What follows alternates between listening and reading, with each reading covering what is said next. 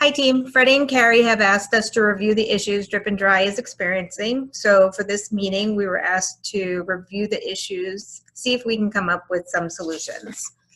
And Carrie sent us her notes ahead of time so we can see what her challenges are and what they're facing.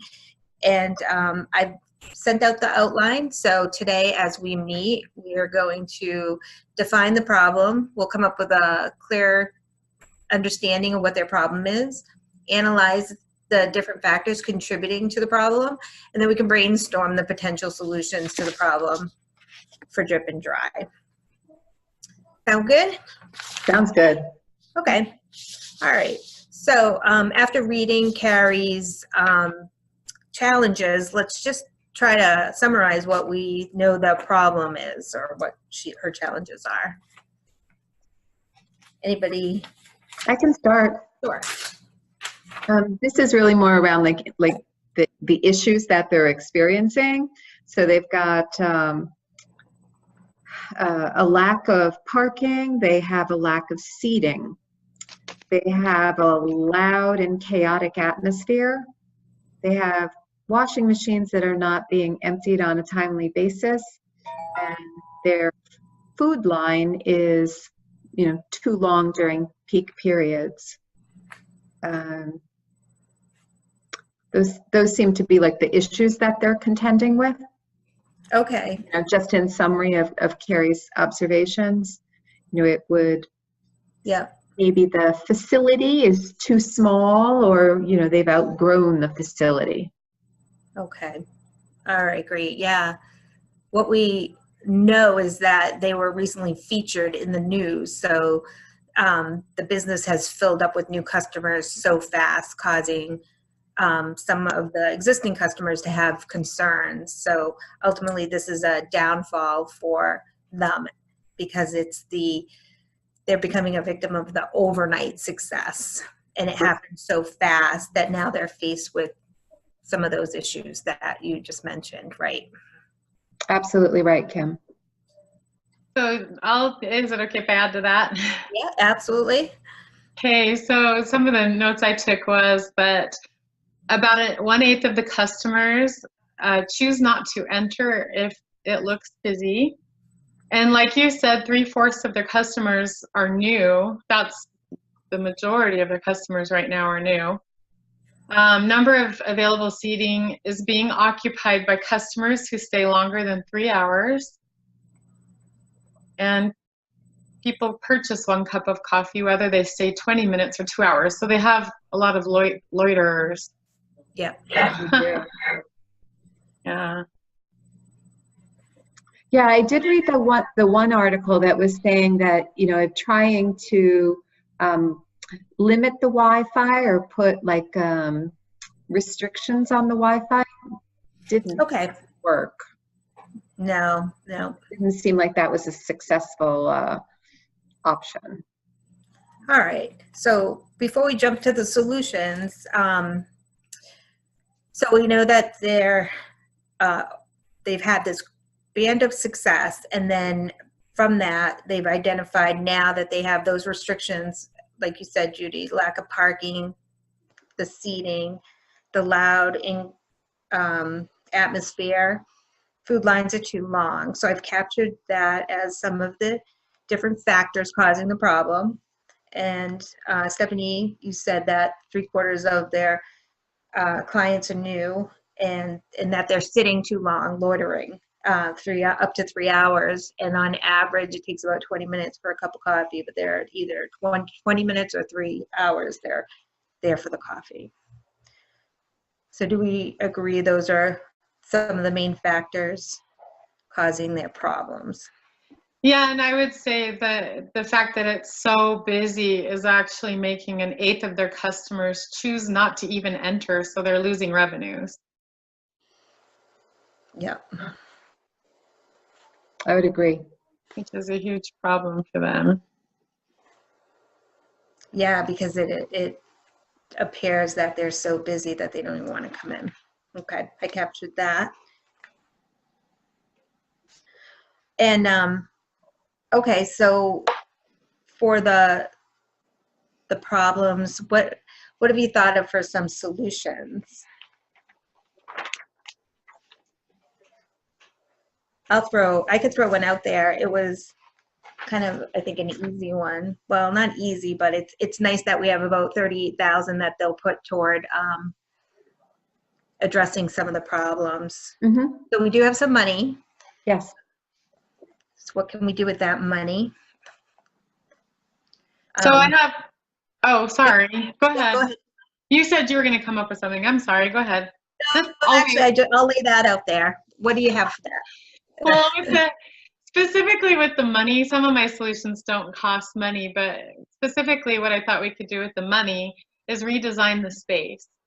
So it needs to be more open. And we need to get rid of spaces that are easy to commandeer. Like, you know, some of the big comfy chairs probably need to be taken out because we have loiterers. It probably needs to be, we still want it to be, of course, warm and friendly and inviting, but I think it needs to be like maybe thin, long tables that are more communal, because that'll discourage people from setting up their office there and just staying for 3 hours. But make it more conversational, more social, and make the atmosphere more of one like, come meet your neighbors, come have lively conversation. Maybe a lot of the tables need to be standing tables. But if we open the room up a whole bunch and get rid of like the big furniture pieces and the spots that are easy for people to set up an office in, basically, then we can get more people in there. And also they're not going to stay as long. You know, we know from our facts that people are buying 1 cup of coffee, whether they're there for 20 minutes or 3 hours. And so really our standard customer is going to buy 1 cup of coffee. And what we want them to do is come, enjoy, talk, and leave. So we can get lots of customers in and sell more cups of coffee. So that was my idea with the money. So Those are good ideas, Stephanie. Yeah, they are. They are definitely. I was kind of thinking almost along that same lines, except I did spend the 38,000 because I was thinking of maybe we can expand outwardly and make it a little bit bigger, or even think of maybe a separation of rooms so you have those who want to stay a little bit longer. You don't want to necessarily discourage them because, like you said, they like that casual atmosphere, but maybe we have a in-out section, like a separated section where more of the traffic comes through. People who aren't really staying as long, maybe they're not doing their laundry, and those are just coming in for that cup of coffee. And they'll be a little more, that's where the busy, you know, it's almost like you're directing the traffic in that manner so that it's the ones that do stay longer for that casual environment don't get all that loud noise and chaoticness. That's a good idea, I'll just kind of put that on top of your idea, Stephanie, like with the redesign of space, I'll put / expansion of space. And then I think to go along with that also, I had a couple of ideas around, you know, just trying to improve like existing flow. So one of the problems they were experiencing was the very long lines for the food. So there are things, and you've probably seen them, they're called line busters, so that you can have somebody like with a little PDT device go down the line and take people's orders and submit them in electronically, or there could be a kiosk that enables someone to do ordering, you know, separate from the line, and then get a number, and then they can just go pick it up. Or like Starbucks with the online ordering, so then you just come in and then you just avoid that whole line issue. So I like that. Yeah, we have a coffee place here that is so busy, and that's one of their solutions is they go down the line and take orders. You know. Yeah, that's neat. Yeah, that's a great idea. that could help. Yep. And then I did think also, and I read the article that said trying to control the the free Wi-Fi access really wasn't successful, but if there was some way to give someone a code, so when they made a purchase, they got a code and then they were allowed to, access the internet for, I don't know, a period of time, call it an hour. And if in fact they need to stay longer, they have lots of laundry, they still want to do, they still want to access the internet, then they can go buy another cup of coffee and get a second validation code. I don't know. I actually had that exact idea. And so let me add to it. My idea was that you let everybody connect to kind of the cruddy Wi-Fi, the Wi-Fi that's not awesome. And then if they get the password to the awesome Wi-Fi for an hour, if they make a purchase, so that encourages them, if they're staying, to make a purchase every hour. Yeah, exact. I had that exact idea. That's awesome. Yeah. No, that's good. So then, or free, like if we want them to move, if we want the customers to move faster, but yet we want to attract them in by advertising free Wi-Fi and everything. I like your idea, Stephanie. And then give everybody like free Wi-Fi for an hour, but then, then they have to buy a coffee or submit some money or something. Yeah, to last longer. So those are good ideas too. And that'll still attract them into the store because it's free, but it has limitations so you can keep traffic moving along and they don't like camp out for 8 hours and turn it into their office. Exactly. That's why I love Stephanie's idea about the long tables. That could be really good. Yeah. That's a good idea. Right. And I mean, if people want to set up their laptop at a long table for an hour, that's easy for them to do. They can still do their laundry and do a little bit of work, but you don't need to be there for 8 hours, and we're not making it that comfortable for you. So I also thought of restrict laptop use to one area. So you could have a big sign that says, if you're going to get on your laptop, this is the laptop area. And then that way a lot more people can fit on those other long tables, because if you think about a person with a laptop and they've got papers and they kind of commandeer a large space.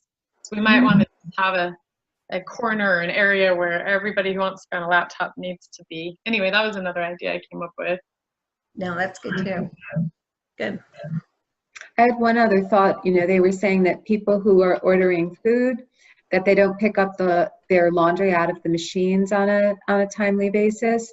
So that I have seen in actually my son's college dorm, the way they handled the laundry is, you have an app on your phone that tells you when the machines are free, when the machines are occupied, and when your laundry is done. So I don't think that would be a terribly expensive investment, but to use, technology, and everybody's got cell phones. So all they have to do is look on their mobile, and maybe their mobile with the app could give them an alert that their laundry is ready.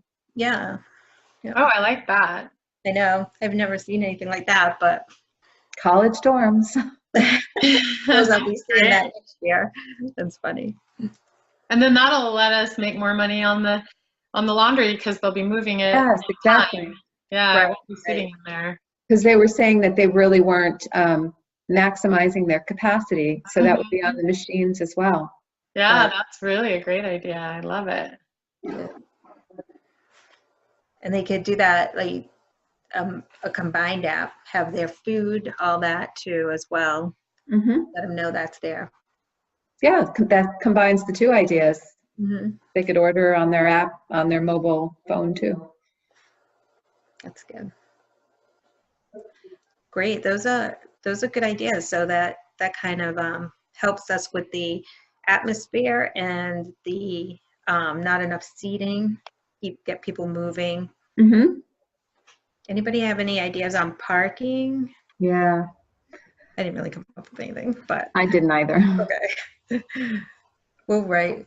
We have some good ideas here. So I think, only, and this goes beyond the 38,000, but, certainly teeing up the expansion of the facility, or opening up a new facility that has, that the facility itself is larger, that it has more parking capacity, could be something that we put in the memo as, I don't know, an alternative that goes outside the current dollar availability, or what Like is for the future budget. strategy, future planning kind of thing. Exactly. So my thought on the parking is if we don't allow the loiterers who are taking up a large amount of space and staying for hours, we're kind of encouraging people to turn over faster. We're not going to have as much parking issues because the people who are loitering are taking up a parking space for 3 hours, you know.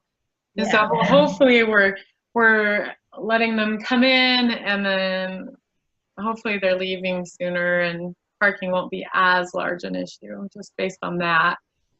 Yeah, it'll clear itself Right. up. Yep. Good. Good point. So I Right. had another, is it okay if I give another idea? Yeah, absolutely. Of course. I thought of some signs to communicate with people. And one of the signs could communicate, purchase a coffee and pastry at least upon arrival, and buy something else if you stay a second hour. Please consider moving on after 2 hours, especially if seat availability is low. So just kind of a reminder for etiquette. And then I thought a sign on the outside of the building could say, Wi-Fi is available here, but we encourage you to connect with the fabulous people who are here as well, you know, something like that. So talking about, yeah, you can connect to the internet, but this is a place where connecting with your neighbors is you know, preferred. And then another sign I came up with was, oh, no, that's not a sign. That's my Wi-Fi idea, and we already talked about that. So that's it for me. I like that. It's almost like a set of etiquette rules. Yeah. I like that too. Drip and dry etiquette rules. Good. Yeah, just consideration of your fellow patrons. Yeah. Good idea. Yeah. So we have some really good ideas. I've captured them. Is there anything else that we missed or you want to add to that? Okay, what I'll do is I will draft the memo, I'm sorry. So, and we'll do that as the team, and then we'll present that to Fred and Carrie with our ideas. And that's it for the meeting. It'll be adjourned. Awesome. Okay. All right.